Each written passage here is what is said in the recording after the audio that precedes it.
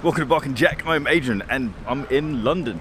I haven't done a chit chat with you guys for a while, so I thought I'd do a Q&A. But I'm in West London and there are some sick cars around, and so I thought we'd look at cars, talk about watches and drink coffee.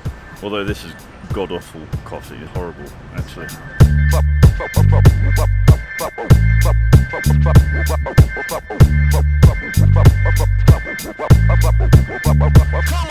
So I didn't exactly think this through because I need three hands to hold the phone, coffee and camera. But the first question is, as I can neither acquire or afford the Rolex Explorer, I'm considering purchasing the Tudor Black Bay 36 or 41. Some say it's no alternative, why not? Although on paper, the non-bezeled, the field watch Black Bays are 36 and 41. Although on paper they are perfect alternatives for the Explorer, I do actually agree that for me, this is my personal view of it, they don't scratch the itch. There's something nice about the balance of the design of the Explorer. Everything seems well balanced, everything just fits right. And I don't feel the Black Bay 36 or the 41 just hits that mark. And it's all down to that big fat snowflake hands. But there is another alternative. If you go for an old Aquaterra, wow, that is I don't know what it is, a noisy Ferrari. What was I talking about? Aquaterra. You can get an old Aquaterra for as little as just over £1,000. You can get the quartz ones for I think 1,100, 1,200. You can get an early automatic one for around £2,500. And I'd actually say that I love the Aquaterra. I think it's an incredible watch, and I'd say that scratches the itch more than the Black Bay 36 and Black Bay 41. I just feel it's a more solid design, it's a solid watch. It might not be as exciting, it's probably a bit more of a conservative design compared to the Tudors, but that'd be my pick. See that little white car, what do you think that is? Let me get my finger away.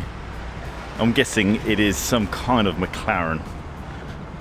Look at the curves look like McLaren curves. The next question is, any changes or shifts you'd like to see happen in watches in the next few years, and how likely do you think those changes would happen? The change that I think is going to happen is around honesty.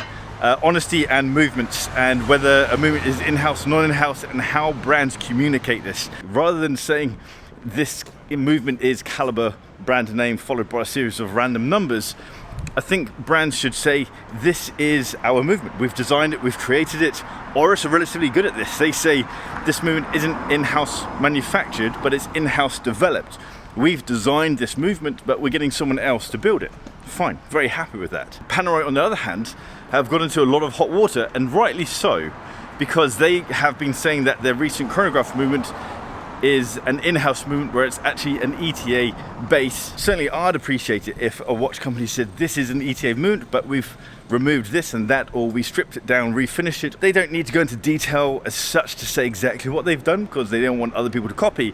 But I certainly think watch brands need to move away from the idea of naming someone else's work as their own. I could probably just summarize that whole rant just by that. Next question is, what watch-related YouTube channels do you watch? I don't actually consume much watch content, not just YouTube. I don't read articles. I listen to a couple of podcasts, but that's pretty much it. I do watch YouTubers' content. The Timeless Watch channel. I watch Ocean's content, not necessarily for the watch content. I just enjoy his delivery. I enjoy the topics that he talks about, but I just enjoy his chatter and the scenery. He lives in Venice. Stunning place. I also watch Roman Shaft's Grey Market. Again, not for the watch content. The watches that they usually talk about, I don't really care about. I just enjoy that for the business chatter. It's entertainment, and that's what I watch it for, not for the watches. And again, Paul Thorpe's Friday night live streams. I watch that, again, just for the general chit chat, not necessarily for the watch stuff. I don't like consuming watch content, because I like to do my own thing. I don't like other people's opinions to colour my opinions. And so I always laugh when people say, oh, you're just copying so-and-so. No, I'm literally not copying anyone, because for that to happen, I'd have to see what they're doing. Next question is, what do you think of the Vacheron Constantin 56? Well, I haven't actually got hands-on with one. I've only seen it on paper, I've only seen it on the screen. So I'm right here.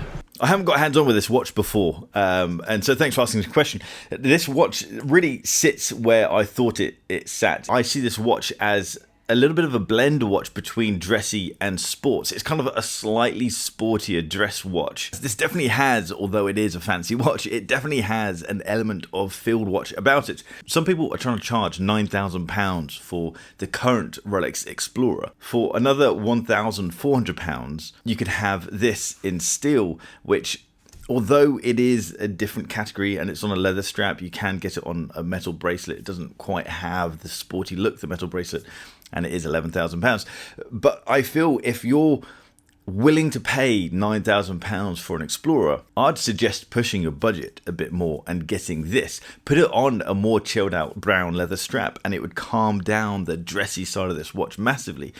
The movement inside is based on a Cartier caliber, but I have no qualms about that, really, considering the price. When I was in the boutique, they also got out some fun things like this insane twin beat perpetual calendar. This has 2 frequencies, 2 balance wheels, and so it can either operate at 5 Hz, which is the normal speed of the watch, or you can press this button and it will go down to 1.2 Hz, which means that the power reserve goes up to 65 days. This thing is just mind-blowing. Nearly as mind-blowing as the next watch, which is an incredibly rare annual calendar minute repeater tourbillon.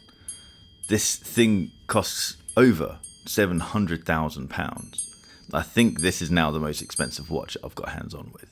The next few questions kind of lead into each other, and they kind of tap onto my previous comment around honesty and things like that. So the next question is, what is the equivalent of the Tudor Black Bay unbeatable watch between £1,000 and £2,000? I'd say there's quite a few. I guess that kind of goes against the idea of unbeatable. But the Seiko SPB, I don't know what the reference is, I'll put it on the screen. But the Seiko SPB, which is just under £1,000, those watches are awesome so far as they look great. Not necessarily brilliantly built, and the bracelet is crap. But the watch as a whole, I think, is awesome. Christopher Ward is a killer option, and kind of coming back to that idea around honesty, Christopher Ward is one of probably the most honest brands around. Their product is also, and that doesn't make for great products, but their products are brilliant. Within the price, you get a huge amount for your money, and then you've obviously got Oris as well. The Diver 65 fits within that category, and the Diver 65, I'd say, out of the watches that I've mentioned, that would be my pick for the unbeatable watch. Next question is, do you have any other hobbies? And yeah, I absolutely do. Photography is a massive hobby of mine. Photography in general, but street photography is something that I love, just putting in headphones and just getting lost in music, podcasts, anything, and then just going off and taking photographs. I have a photography Instagram account which is at @IamBarks, and I do have another YouTube channel called Adrian Barker. I'll link those things up down below, but yeah, photography, that's my big thing. The next question is NATO or bracelet. I'm going to say it all depends on the watch, and it's nice to have a collection big enough to have watches to focus on certain things. For example, my Explorer, although I think it looks good on a NATO strap, for me that's a bracelet watch, and so I generally keep that on a bracelet, although I have it on a leather strap at the moment. My Seamaster is always on a NATO strap. It's my NATO watch. My Kermit is always on a bracelet because that just suits it. So I think certain straps suit certain watches better, and what I like about the NATO strap is that it can change the feel of a watch. My Seamaster on the bracelets, it feels a bit too try-hard, and so what I like about the NATO strap is that it calms it down. It kind of pushes it into a tool watchy look, but also there's a functionality to it, and that is when it's hot, like now. The sun's not really out, but it's hot in London. I can adjust my NATO strap as much as I want, and it's really very easy. The Seamaster bracelet has an on-the-fly extension, which is decent. It works very well, but not all my watches do have that functionality, so that is the benefit of a NATO strap. We sell NATO straps over at barkandjack.com, and we ship worldwide. In fact, over half of our orders go outside the UK. A beautiful red Ferrari down there. Are you genuinely able to undertake normal day-to-day activities with a watch of value that you have in your collection without worrying about damaging it? I don't worry. I think remove that thing about worrying about damaging it, because you could technically say just wearing it and walking around the house, you could damage your watch. There's a worry around that. The answer is yes. I wear my watches for everything, unless it's obvious that it's going to get damaged. For example, if I do some painting, then there's no point wearing a watch, because when you're using a roller, your hands get covered in paint and there's no point. The hassle of that is just unnecessary. So I guess that's the only thing that comes to mind that I would remove a watch for. But I wear my Kermit. I buy watches to wear. I buy tool watches because I want the watches to be able to put up with my day-to-day activities. For me, watches are something to wear and enjoy, and I have no interest in having a watch that's just sitting there not doing anything. Anyway guys, I'm getting hot and sweaty walking around. It is so humid in London. I need to find some food. I need to go back to the apartment and start editing this stuff up. I might stay out and take some photographs, actually. Anyway, if you like this video, hit that thumbs up button. If you like the style of this video, hit the subscribe button down there and the little bell icon so you get notifications when I drop a new video. If you're interested in watch photography, jump over to Instagram at Bark and Jack. If you're interested in street photography, jump over to my other thing at Iron Barks. Want to check out our watch straps, jump over to barkandjack.com, and I will. Anything else? That's it. I'll see you next time. Take care.